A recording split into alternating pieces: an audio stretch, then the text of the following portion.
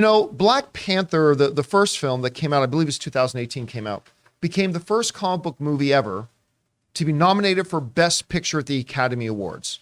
We've had Joaquin Phoenix then go ahead and win the Academy Award for Best Lead Actor for Joker.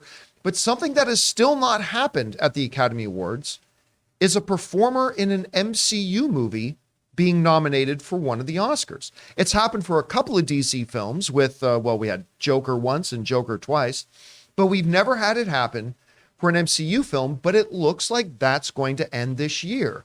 Variety wrote a really good article up on the case that Angela Bassett is probably your front runner for your Academy Award for Best Supporting Actress this year.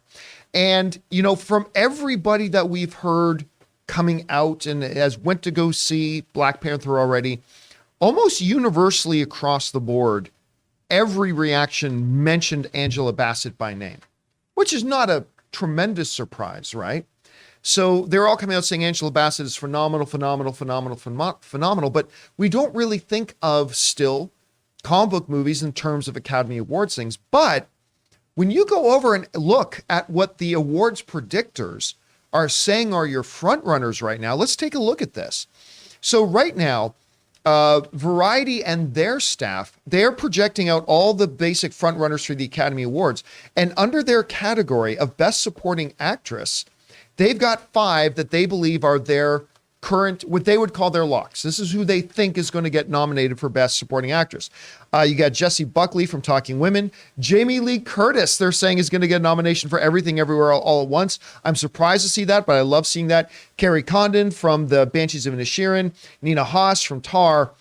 But right in there amongst the 5, of course, they have Angela Bassett listed in there for Black Panther, Wakanda Forever. This would mark, again, the first time ever that an MCU performer gets an Academy Award nomination here. Now, Rob, neither you or I have had a chance. I mean, we've seen pieces of Black Panther, but we haven't seen the movie as a whole.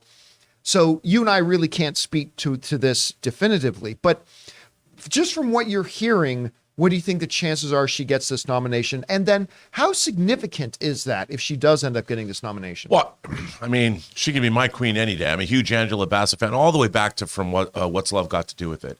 She's an incredible performer. And every time I've seen her, she was in Catherine Bigelow's movie Strange Days that James Cameron wrote. And she was phenomenal in that as Lenny Nero, as Ray Fiennes' bodyguard. She kicked ass. Everything that I've seen, every clip, every moment I've seen from Black Panther, Wakanda Forever looks like, she's ferocious in the role. She's tearing into it. And I think it would not surprise me at all to see her win. I wouldn't, and as for significance, I like to see that comic book movies, which are sort of set apart, people are like, well, it's just a comic book movie. Black Panther already has set a bar. It was nominated for Best Picture. But I think, if anything, people think that these Black Panther films have a little bit more social significance, and indeed they do, I think.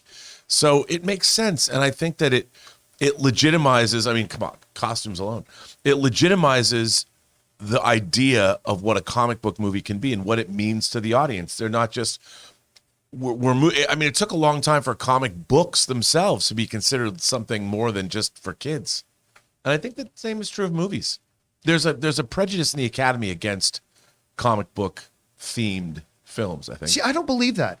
I think that was true. I think there was an era when that was true. James Cameron just came out and said, but James Cameron represents a certain segment. Well, yes, you will, right? But that's what I would say, that yes. Yeah, there's certainly, like with the thousands of members in the Academy, there's no doubt that there's absolutely will be a segment in there. Yeah. But with all the expansion the Academy has done, with all the fact, and listen, people in the Hollywood business love getting their bread buttered. And they know the movies that are buttering the bread right now, right? So I think you got a whole new era. Plus, we go back, when you take out the Heath Ledger win for The Dark Knight, right? Because a lot of people thought that would be a one-off, that was a once-in-a-lifetime kind of performance and whatever. You saw things start to change when a couple of years ago, for the first time in any of the major categories, where you're talking about direction, best picture, screenplay, Logan got nominated for best screenplay. Remember that? Yeah. I thought it should have been nominated for best picture. And that kind of broke the seal, because since Logan got that best screenplay nomination, we've had, again, Joaquin Phoenix win Best Picture for playing a comic book character. We've now had, Black Panther was nominated for Best Picture. Wasn't there another comic book movie that got nominated for Best Picture? I can't remember. No, The Dark Knight didn't. No, they're not. But at any rate, we started now see that these major categories, because comic book movies used to be relegated to, your secondary Oscar awards, your technical awards, things like that. But ever since the Logan happened, it's now really not surprising. The fact that we haven't had a performer in the MCU yet is a little bit surprising, but it looks like it's going to be broken this year. Anyway, guys, question is for you. What do you think about this? It looks like Angela Bassett may become the first performer in a Marvel Cinematic Universe movie to get a Best Acting in the supporting category Oscar nomination. How big would that be? Would that throw the floodgates open even more? Whatever you guys think, jump down to the comment section below and let us know your thoughts. Guys, we want to thank one of the sponsors of this episode, Wondery, and their official Lord of the Rings Rings of Power podcast. Your host, Felicia Day, and several special guests provide an inside look at the groundbreaking series and what it took to bring Middle-earth to life. Each of the episodes of the official podcast features exclusive interviews with the series showrunners, J.D. Payne and Patrick McKay, including the very first full breakdown of the incredible season finale. Felicia also goes behind the scenes with the cast and crew to bring you jaw-dropping stories and Easter eggs you won't want to miss. So watch The Rings of Power on Prime Video and listen to all 8 episodes of the official The Lord of the Rings, The Rings of Power podcast for free on Amazon Music. Download the Amazon Music app now.